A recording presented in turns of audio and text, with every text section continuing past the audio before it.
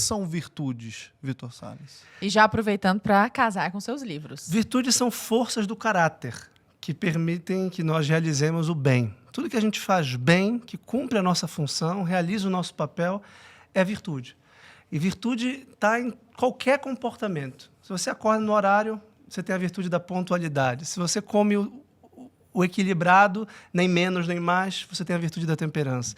Se você resiste à ansiedade, você tem a virtude da paciência.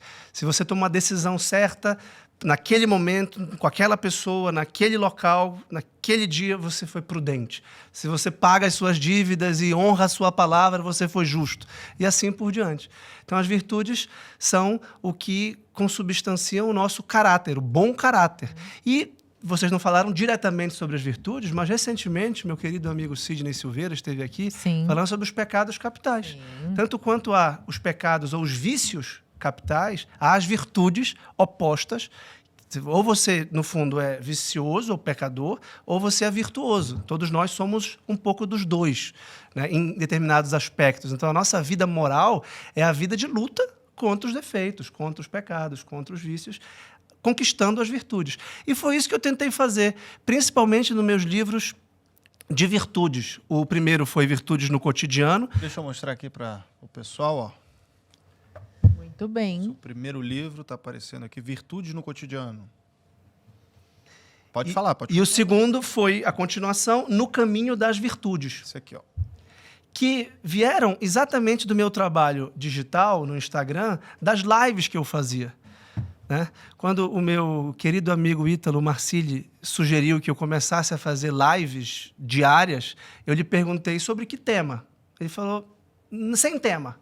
Mas isso é impossível para um professor que tem a virtude da prudência e da ordem para preparar uma palestra, uma aula. Só abre, liga a live e sai falando. Ele falou, faz live do que te perguntarem, do que te der na telha. E eu, tá bom, eu vou experimentar. Virtude do arrojo, virtude da coragem.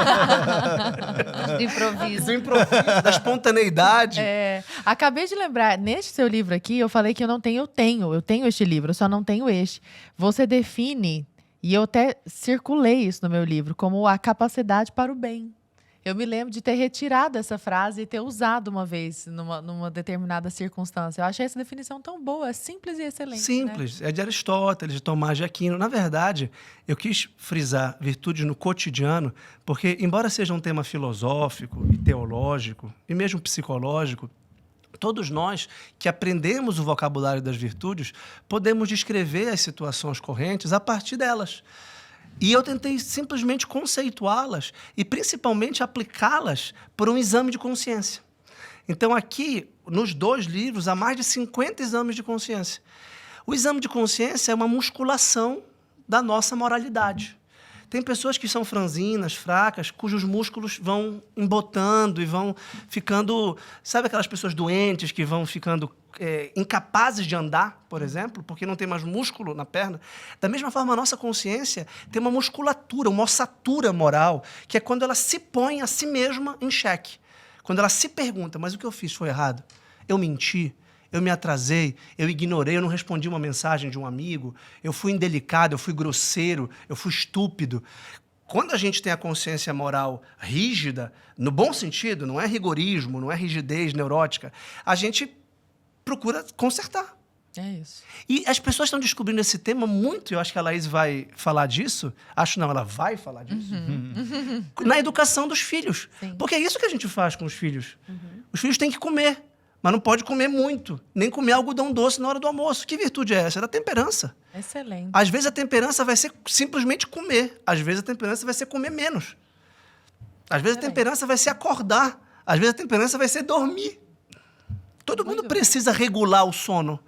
A gente não pode ser escravo do sono, da preguiça, por exemplo. Não, eu tô com sono, não vou gravar o podcast. Mas se eu tiver com sono, eu vou acordar e venho, e forço. Se eu tiver com fome, eu falo, pera, eu tô com fome, não tem problema, eu continuo. Então, quando a gente tem autocontrole, autodomínio, a gente é virtuoso. E o que eu procuro fazer nesses livros é infundir o autodomínio pelo autoconhecimento. Essa é a ideia básica dos meus livros e, sem querer, querendo, eu fui fazendo isso ao vivo no Instagram. E ali foram 50 lives. Então, tem 30 capítulos no primeiro livro e 20 no segundo. compreendendo as 50 lives, porque eu pensei, eu precisava de um mínimo, assim, para testar se eu ia ficar ou não no Instagram. Tava improvisando. Nossa, um mínimo 50 lives. Achei. Ok, esse número. Depois do número 50, ele decidiu. Ele viu, ele falou, Dá "Acho pra que tá bom." começar.